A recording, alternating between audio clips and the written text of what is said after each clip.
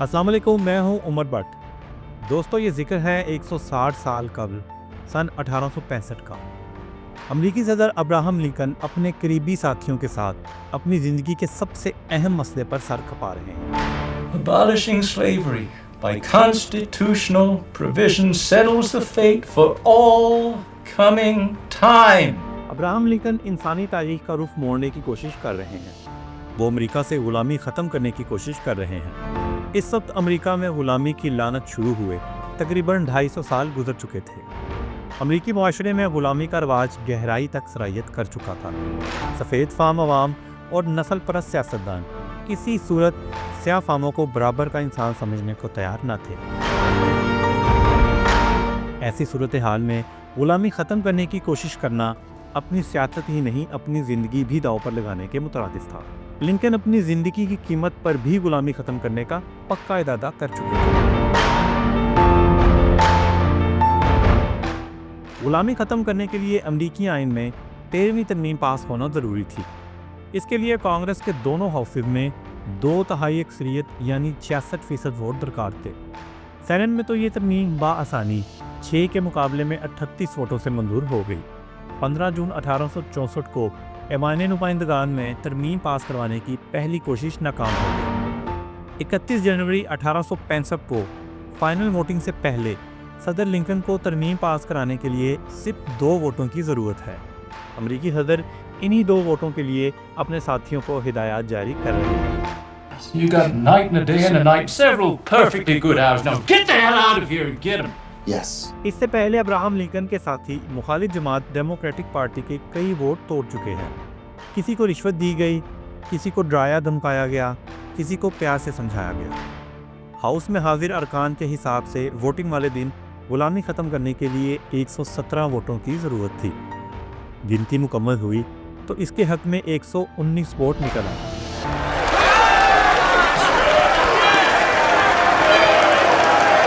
इस तरह Abraham Lincoln ने बाय होप और बाय क्रुक गिनती पूरी करके अमेरिका को गुलामी जैसी कभी रवायत से निजात दिला दी और तारीख में अमर हो गई।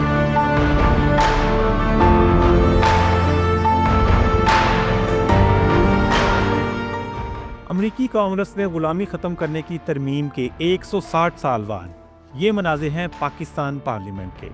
सरकारी अहलकार व्हील चेयर पर एक बूढ़े शख्स और एक खातून को सहाफ़ियों से बचाते हुए पार्लियामेंट के अंदर ले जा रहे हैं। ये दोनों पाकिस्तानी पार्लियामेंट के अपर हाउस यानी सेनेट के अपोजिशन अरकान हैं और गुज़िश्ता कई रोज़ से लापता थे। इन्हें ऐद इसी वक्त पाकिस्तानी पार्लियामेंट लाया गया जब हुकूमत को अब्राहम लिंकन की तरह इनके 2 वोटों की अशद ज़रूरत है।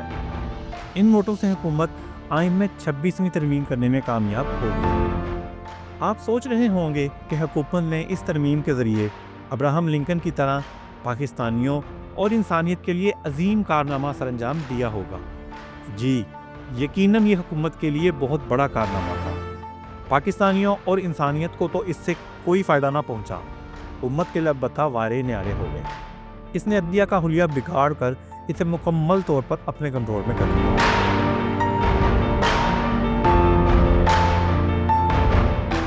8 फरवरी 2024 के इंतहाई मुतनाज़ा और धांधली ज़दा इलेक्शन के बाद वजूद में आने वाली पार्लियामेंट का ये वाहिद कारनामा नहीं था। इस एक साल में इस पार्लियामेंट ने वो इक़दामात किए जो इससे पहले पाकिस्तान की तारीख में कभी ना किए गए थे। ब्रूट मेजॉरिटी के नशे में चूर बरमस्त हाथी की तरह पार्लियामेंट ने पार्लिमानी और अदालती रवायात को रोंद डाला। अदालत के अंदर अदालत बनाकर सुप्रीम कोर्ट को बेअसर कर दिया। कभी पीका जैसे काले कानून से फ्रीडम ऑफ एक्सप्रेशन का गला घोंट दिया तो कभी धांधली की तहकीकात रुकवाने के लिए कानून ही बदल डाला। पूरे साल की कानून साजी देखते हुए इसे पार्लिमानी जबर का साल ही करार दिया जा सकता है।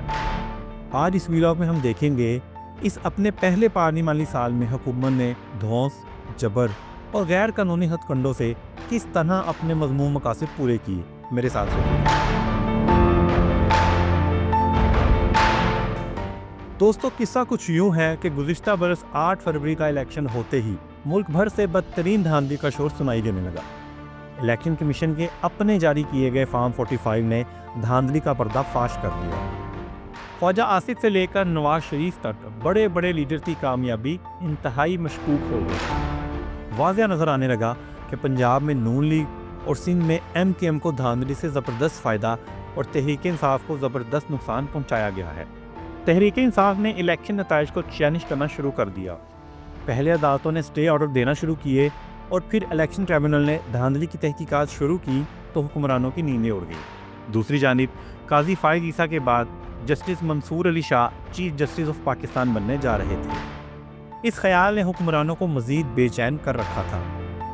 جسٹس منصور علی شاہ کے بارے میں حکومت کو خدشہ تھا کہ وہ چیف جسٹس بننے کے بعد دھاندلی کی تحقیقات کرانے کا حکم دے سکتے ہیں۔ دھاندلی کی تحقیقات سے بچنے کے لیے حکومت کو آئین بدلنا پڑتا۔ یہ کام پارلیمنٹ میں 2/3 اکثریت کے بغیر ممکن نہ تھا۔ حکومت کے پاس 2/3 اکثریت نہیں تھی۔ اکثریت کے لیے اپوزیشن کے ارکان توڑنا ضروری تھے۔ اپوزیشن ارکان ووٹ ڈالتے تو آئین کے مطابق انہیں شمار ہی نہیں کیا جا سکتا تھا، اور یہ وہ نقطہ تھا جہاں سے حکومت نے پارلیمنٹ اور عدلیہ میں ریورس انجینئرنگ شروع کی۔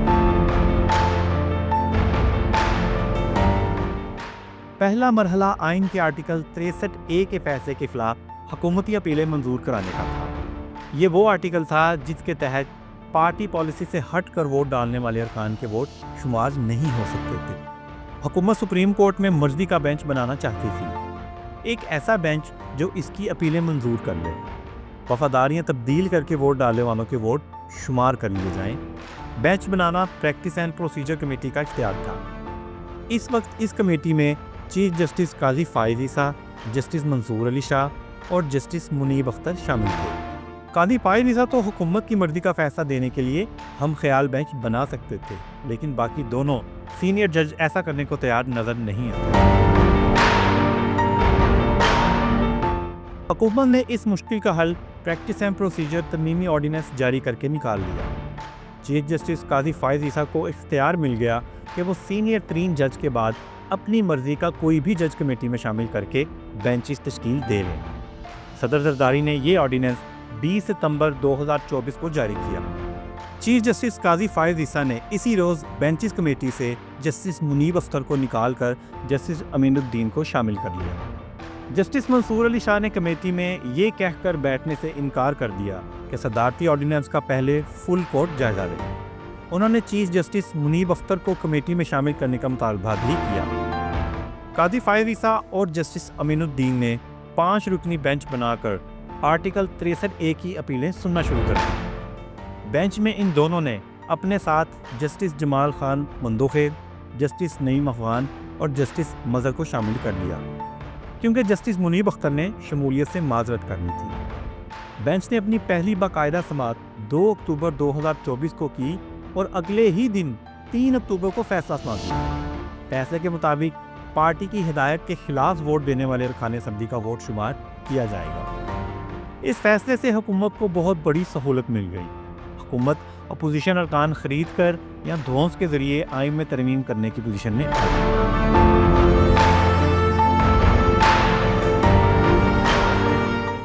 26ویں ترمیم پاس کرانے کی پہلی کوشش 16 ستمبر 2024 کو کی گئی، مگر حکومت ووٹ پورے کرنے میں ناکام رہی۔ اس کے بعد نون لیگ اور پیپلز پارٹی کے رہنماؤں نے جارحانہ اپنا لیا۔ بلاول بھٹو زرداری نے تو جبر کو بروٹ میجورٹی کا نام دے کر اسے استعمال کرنے کی دھمکی بھی دے دی۔ جمہوری روایات کی دعوے دار پیپلز پارٹی کے چیئرمین کی جانب سے یوں کھلم کھلا جبر کا استعمال ناقابل یقین تھا۔ اس کے بعد اپوزیشن جماعتوں کی جانب سے ان کے ارکان پر دباؤ کے الزامات سامنے آنے لگے۔ تحریک انصاف نے الزام لگایا کہ اس کے کئی ارکان پارلیمنٹ کو اغوا کر لیا گیا ہے۔ حکومت نے 20 اکتوبر کو رات گئے آئین پاکستان میں 26ویں ترمیم منظور کر دی۔ سینٹ میں حکومت کو 65 ووٹ درکار تھے۔ مطلوبہ ووٹوں کی کمی قاضی فائز عیسیٰ کے فیصلے کی بدولت پوری کر لی گئی۔ حکومت نے BNP مینگل کے 2 ارکان قاسم رونجو اور سلیمہ احسان سے پارٹی پالیسی کے خلاف ووٹ ڈلوا لیے۔ سرکاری اہلکار انہیں نامعلوم مقام سے لے کر آئے، صحافیوں کو ان سے بات بھی نہ کرنے دی اور ووٹ ڈلوا کر اپنے ساتھ لے گئے۔ ان کے بارے میں پارٹی سربراہ سردار اختر مینگل نے بھی بتایا کہ انہیں 26ویں ترمیم کے حق میں ووٹ ڈالنے کے لیے اغوا کر لیا گیا تھا۔ ممبران کو ہراساں کرنا،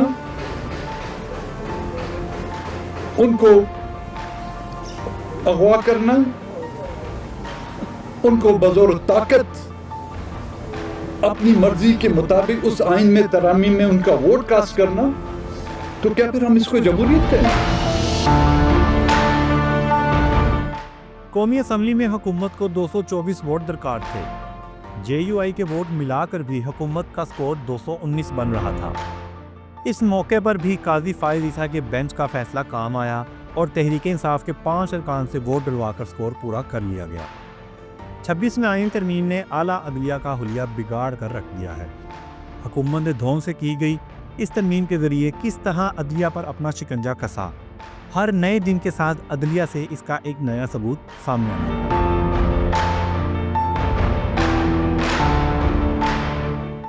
26ویں آئینی ترمیم کے ذریعے عدلیہ کو پریکٹیکلی حکومت کے کنٹرول میں لے لیا گیا۔ اس ترمیم سے پہلے سپریم کورٹ اور ہائی کورٹس میں چیف جسٹس کی ریٹائرمنٹ کے بعد سینئر ترین جج چیف جسٹس بن جاتا تھا۔ قاضی فائز عیسیٰ کے بعد سینئر ترین جج جسٹس منصور علی شاہ تھے۔ ماضی قریب میں ان کے کچھ فیصلے حکومت کے خلاف آئے۔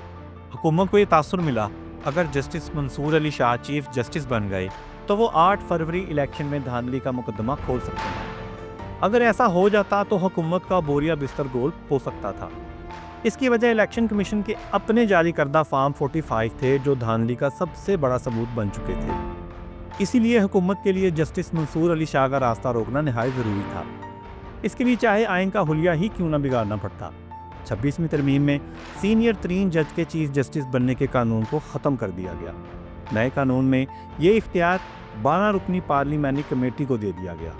اس کمیٹی میں 8 ارکان قومی اسمبلی اور 4 سینٹ سے رکھے گئے۔ اس کمیٹی میں حکومت کی اکثریت واضح ہے۔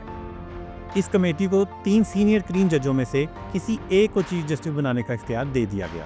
26ویں ترمیم کا پہلا پھل بھی حکومت کو چیف جسٹس اپنی مرضی کا لگا کر حاصل ہوا۔ جسٹس منصور علی شاہ اور ان کے بعد سینئر جج جسٹس منیب اختر کو نظر انداز کر دیا گیا۔ تیسرے نمبر والے جسٹس یحییٰ آفریدی کو چیف جسٹس آف پاکستان مقرر کر دیا گیا۔ جسٹس منصور علی شاہ کا راستہ روکنے کا اعتراف وزیر اعظم کے مشیر رانا ثناء اللہ نے بھی کیا۔ رستہ تو ان کا رکا ہے۔ یہ انٹرویو سپریم کورٹ کا آئینی بینچ بنانے سے پہلے کا ہے اور اس میں رانا صاحب نے فرمایا تھا کہ جسٹس منصور کو اس بینچ کا سربراہ بھی نہیں بنایا جائے گا۔ آئینی بینچ کے سربراہ تو خیر وہ نہیں ہوں گے۔ جسٹس منصور کی بجائے جسٹس امین الدین کا بینچ سربراہ بننا اس بات کا واضح ثبوت ہے کہ عدالتی تعیناتیاں مکمل طور پر حکومت کی مرضی سے ہو رہی ہیں۔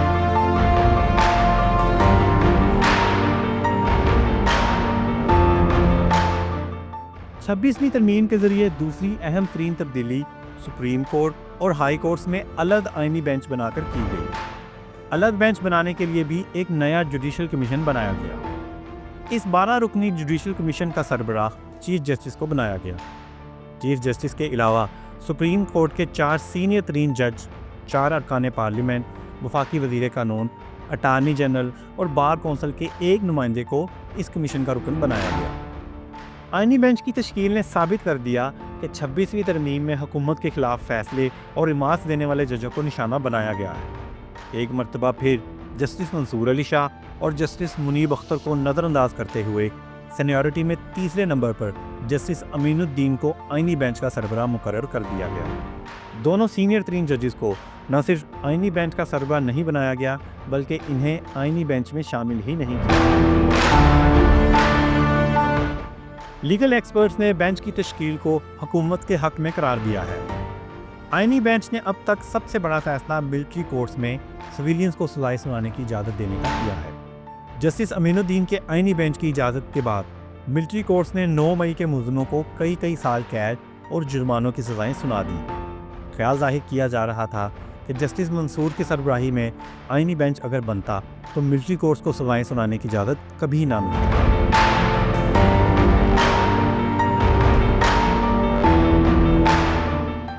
حکومت نے 26ویں ترمیم سے ایک اور بڑا فائدہ ججوں کی تعیناتی کا طریقہ کار بدل کر حاصل کیا۔ ججوں کی تعیناتی کا اختیار بھی جوڈیشل کمیشن کے اختیار میں دے دیا گیا۔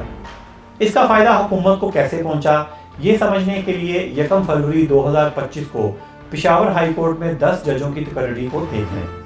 جوڈیشل کمیشن کے اجلاس میں 40 نام زیر غور آئے جن میں سے 9 کی منظوری دی جانی تھی۔ کمیشن نے جن 9 ناموں کی منظوری دی ان میں ایک بھی تحریک انصاف کا پیش کردہ نہیں تھا۔ اور تو اور کمیشن نے 9 کی بجائے 10 ججوں کی منظوری دے دی اور پی ٹی آئی کے ارکان منہ تکتے رہے۔ اس سے پہلے الیکشن کمیشن نے 5 مارچ 2024 کو پی ٹی آئی کو اسمبلیوں کی مخصوص نشستوں کے لیے نااہل قرار دے دیا۔ پی ٹی آئی کی 77 مخصوص نشستیں دوسری جماعتوں میں بانٹ دی گئیں۔ سپریم کورٹ نے الیکشن کمیشن کا نوٹیفیکیشن کالعدم قرار دے دیا۔ فیصلے میں لکھا گیا کہ الیکشن کمیشن غیر جانبدار کردار ادا کرنے میں ناکام رہا۔ عدالت نے مخصوص نشستیں پی ٹی آئی کو دینے کا حکم جاری کر دیا۔ الیکشن کمیشن نے مخصوص نشستیں پی ٹی آئی کو دینے کا نوٹیفیکیشن جاری نہ کیا۔ حکومت نے سپریم کورٹ کے فیصلے پر عمل درآمد نہ کرنے کے لیے الیکشن ایکٹ ہی بدل ڈالا۔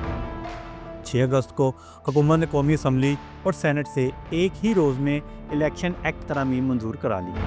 ان ترامیم کے تحت ایسی سیاسی جماعت کو مخصوص نشستیں دینے پر پابندی لگا دی گئی جس نے الیکشن سے پہلے لسٹ جمع نہ کرائی ہو۔ ساتھ ہی آزاد امیدواروں کے لیے مخصوص مدت کے بعد پارٹی بدلنے پر بھی پابندی عائد کر دی گئی۔ ان دونوں ترامیم کا واضح مقصد سپریم کورٹ کے فیصلے کے تحت مخصوص نشستیں پی ٹی آئی کو ملنے سے روکنا تھا۔ اسی لیے بل کا اطلاق بھی ماضی سے کر دیا گیا۔ پی ٹی آئی نے ان ترامیم کو چیلنج کر دیا۔ اب یہ درخواستیں 26ویں ترمیم کی بدولت وجود میں آنے والے آئینی بینچ میں زیر سماعت ہیں۔ مخصوص نشستوں سے پہلے دھاندلی سے جیتی گئی نشستوں کی تحقیقات پر پردہ ڈالنے کا کام بھی پارلیمنٹ نے سر انجام دیا۔ حکومت نے تیزی سے فیصلوں کی طرف بڑھتے الیکشن ٹریبیونل ہٹانے کے لیے قانون ہی تبدیل کر دیا۔ اس سلسلے میں اسلام آباد کے تینوں حلقوں میں جو ہوا وہ کسی فلمی سٹوری سے کم نہیں لگتا۔ تینوں حلقوں میں بدترین دھاندلی کے الزامات اور ثبوت سامنے آئے۔ ہرائے جانے والے پی ٹی آئی امیدواروں نے فارم 45 میڈیا کے سامنے پیش کر دیا۔ مصطفیٰ نواز پھوکر خود بھی الیکشن ہارے، لیکن انہوں نے تحریک انصاف کے امیدواروں کے جیتنے کی گواہی دی۔ ان تینوں حلقوں کے لیے اسلام آباد ہائی کورٹ کے جسٹس طارق محمود جہانگیری کو ٹریبیونل مقرر کیا گیا۔ 15 اپریل کو پی ٹی آئی نے تینوں حلقوں کے نتائج کو الیکشن ٹریبیونل میں چیلنج کر دیا۔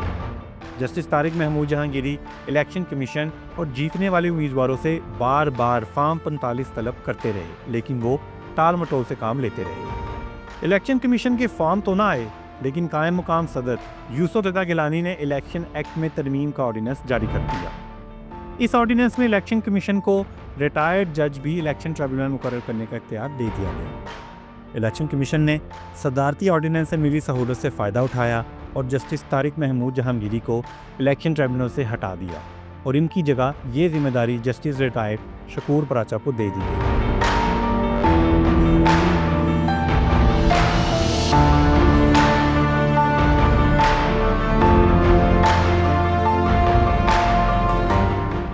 تحریک انصاف کے امیدوار ٹریبیونل کی تبدیلی کے خلاف اسلام آباد ہائی کورٹ پہنچ گئے۔ 11 جون کو عدالت نے شکور پراچا کو کام کرنے سے روک دیا۔ جسٹس طارق محمود جہانگیری ایک مرتبہ پھر الیکشن ٹریبیونل مقرر ہو گئے۔ حکومت نے پارلیمنٹ سے الیکشن ایکٹ ترمیمی بل منظور کرا لیا۔ اس کا واضح مقصد جسٹس طارق محمود جہانگیری اور ان جیسے دوسرے غیر جانبدار الیکشن ٹریبیونل سے جان چھڑانا نظر آ رہا تھا۔ جسٹس طارق جہانگیری نے لیگی امیدواروں سے دوبارہ بیان حلفی طلب کر لیے۔ لیگی امیدوار پھنستے نظر آئے تو اسی روز صدر آصف زرداری نے الیکشن ایکٹ ترمیمی بل پر دستخط کر دیے۔ اس کے تحت الیکشن کمیشن کو ریٹائرڈ جج الیکشن ٹریبیونل لگانے کا حتمی اختیار مل گیا۔ اس میں الیکشن کمیشن کو یہ سہولت بھی فراہم کر دی گئی کہ اسے متعلقہ ہائی کورٹ کے چیف جسٹس سے مشاورت کی بھی ضرورت نہیں۔ الیکشن کمیشن نے فوری طور پر جسٹس طارق محمود جہانگیری کو الیکشن ٹریبیونل سے ہٹا دیا۔ دھاندلی کے جن کیسوں کے فیصلے سر پر آن پہنچے تھے، جسٹس طارق جہانگیری کو ہٹانے کے بعد پھر سے انتظار کی سوری پر لٹک گئے۔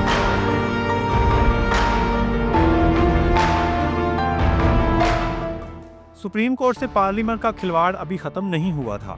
4 نومبر 2024 کو پارلیمنٹ نے سپریم کورٹ میں ججز کی تعداد 17 سے بڑھا کر 34 کرنے کی منظوری دے دی۔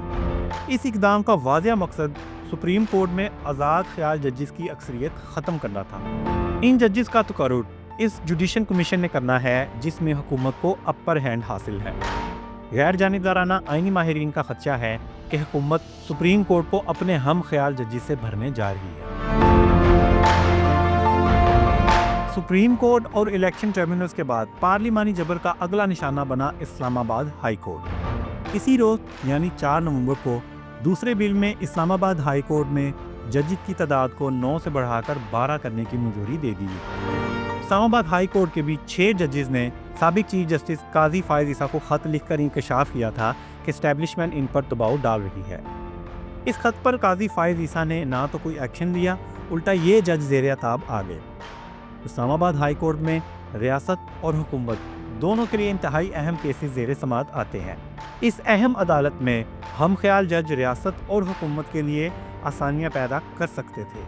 حال ہی میں لاہور، اسلام آباد اور بلوچستان ہائی کورٹ سے 3 ججوں کا اسلام آباد ہائی کورٹ تبادلہ کیا گیا ہے۔ اس تبادلے سے پہلے ہی اسلام آباد ہائی کورٹ کے 6 ججوں نے چیف جسٹس یحییٰ آفریدی کو ایک خط لکھا۔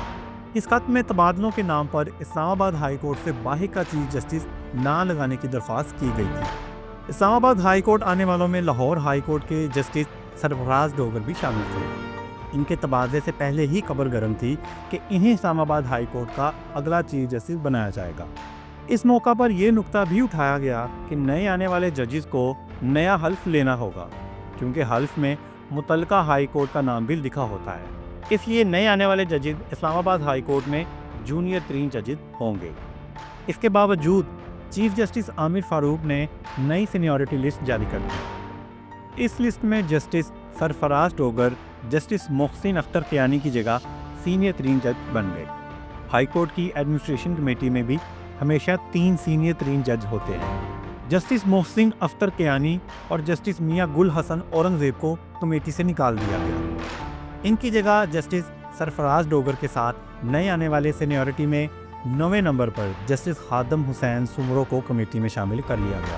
ان اقدامات سے باقی ججوں کو واضح پیغام دیا گیا کہ عدالتی روایات کی پاسداری ضروری نہیں۔ چیف جسٹس یحییٰ آفریدی نے بھی 6 ججوں کے خط کے باوجود ان ججوں کے تبادلے کو خوش آئند قرار دے دیا۔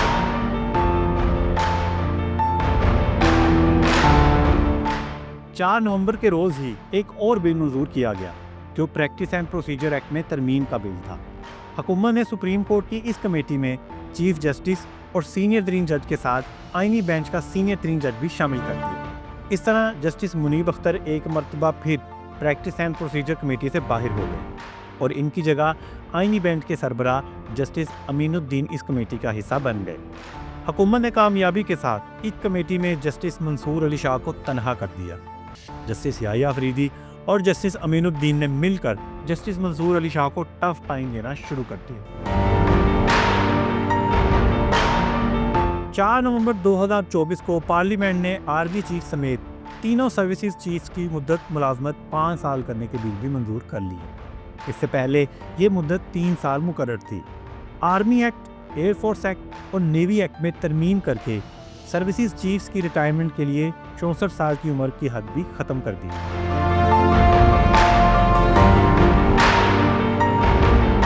عدلیہ کو قابو کر لینے کے بعد پارلیمانی جبر کا اگلا ہدف بنا میڈیا۔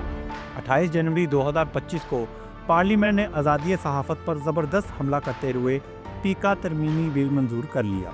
پیکا قانون میں فیک نیوز پھیلانے والوں کو 3 سال قید یا 20 لاکھ روپے جرمانہ یا دونوں سزائیں اکٹھی دی جائیں گی۔ ملک بھر میں صحافیوں نے اس کالے قانون کے خلاف احتجاج شروع کر دیا۔ ان کا کہنا تھا کہ قانون میں فیک نیوز کی واضح تعریف نہیں کی گئی، اسے تنقید کرنے والے صحافیوں کو نشانہ بنانے کے لیے استعمال کیا جائے گا۔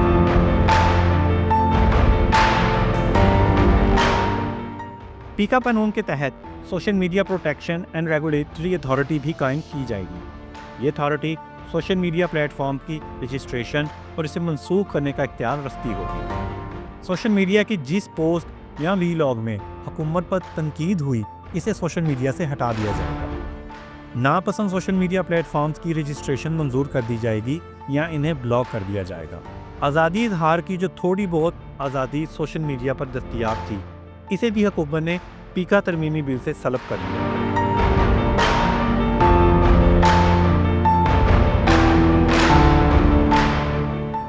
آئین پر جبر کے پہاڑ توڑتی پارلیمنٹ کے اندر بھی جبر کا واقعہ سامنے آ گیا۔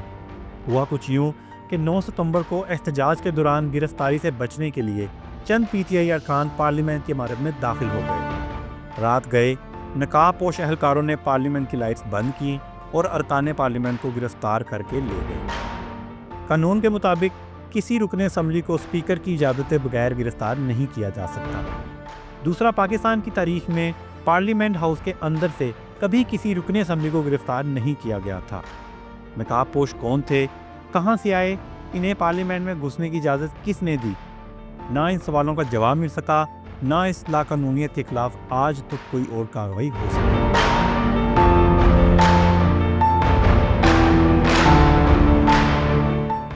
ये थी पाकिस्तान में पार्लिमानी जबर के 1 साल की कहानी। उम्मीद है आपको मेरा ये वीलॉग पसंद आया होगा। ऐसे मज़ीद वीलॉग देखने के लिए मेरा चैनल सब्सक्राइब करें और अपना बहुत सारा ख्याल रखें। अल्लाह हाफ़िज़।